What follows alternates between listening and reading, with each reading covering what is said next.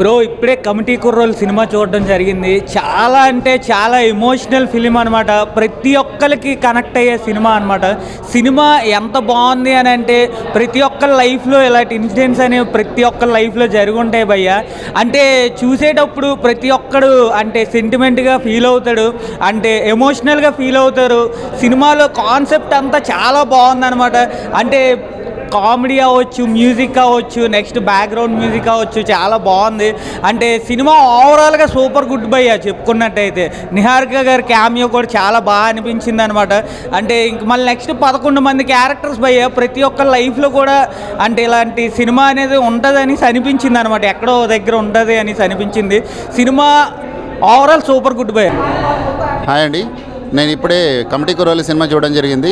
Cinema content విషయంలో మాత్రం చాలా ఎక్స్ట్రాడినరీగా ఉంది.